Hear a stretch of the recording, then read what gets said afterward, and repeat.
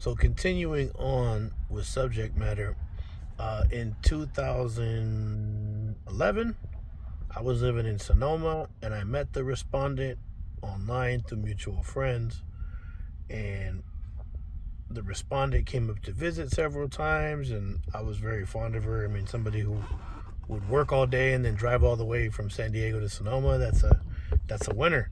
Stole my heart, right? And she couldn't move away from San Diego at the time because she was going through all the custody issues with her son, who had guardianships in place by other people, one being a social worker for San Diego County, not because of being a social worker for San Diego County, but she had left her son, abandoned her son essentially, with this person who she had known who was a social worker, and that person had been asking for her to give up guardianship so that she could add her son, the respondent's son, to her insurance because he had epilepsy and he needed treatment, and to get make decisions for schooling because the respondent was off committing these crimes that are listed online in these newspaper articles with the fugitive that she was supposed to be monitoring on behalf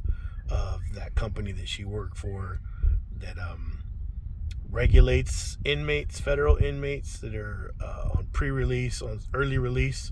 So they're technically still in jail, but they're not. So there's conditions that have to be met, and these companies are contracted to make sure that they meet those conditions and don't reoffend. But instead, the respondent engaged in a relationship with this individual and left her son over there. And in a year's time, she got one DUI, then she got a second DUI, and then eventually she was arrested for the narcotic sales and the weapons charge. And then within a little bit more time of that, that's when she committed the act of bigamy that's relative here now in these divorce proceedings in Napa, which should at some point be modified to be an annulment. And so that's what remains to be said in the court right now. Next month on May the 8th, Department C, 8:30 in the morning, it will be brought before the court, and under a prove-up hearing, the evidence has already been produced and attached to the RFO, the request for order, and it'll be up to the judge to either ask for more information, which she can, because the respondent tried to hide it under a confidential marriage.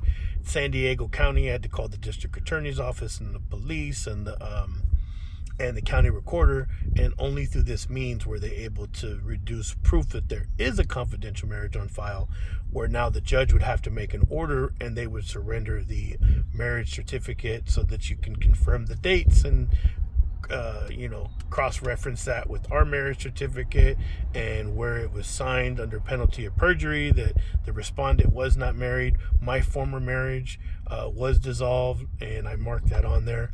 So it's a complicated dynamic. I've asked for her attorney that represents her to, have her put that in writing, but then I looked on the marriage certificate and I saw that she's already signed under penalty of perjury that she wasn't married. So it will be interesting to see where it goes from here. As it stands right now, we have a hearing on Monday for visitation, but it feels like the cart is being put before the horse because all these hearings are tethered to a divorce, and we're not in the proper proceedings, which I have stated since the beginning of all this.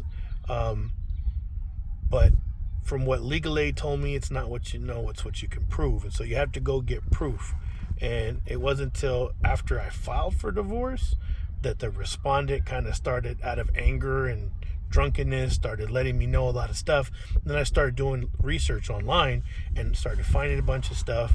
And then when she moved out, I found a box that had all kinds of critical evidence that I've submitted to the court to support this premise. But it's complicated. I'm not an attorney. I depend on legal aid and YouTube and library and the internet here and tenacity.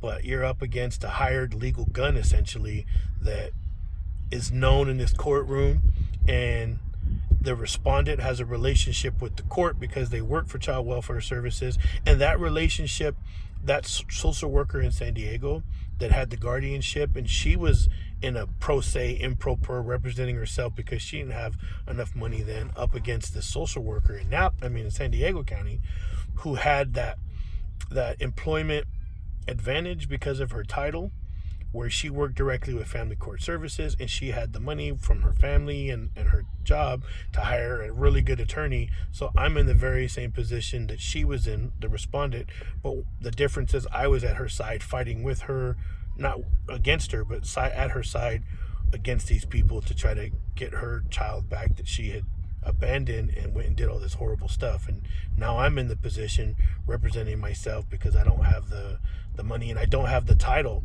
And I'll be honest, it feels like there's a conflict of interest, the same kind of conflict of interest that existed in San Diego.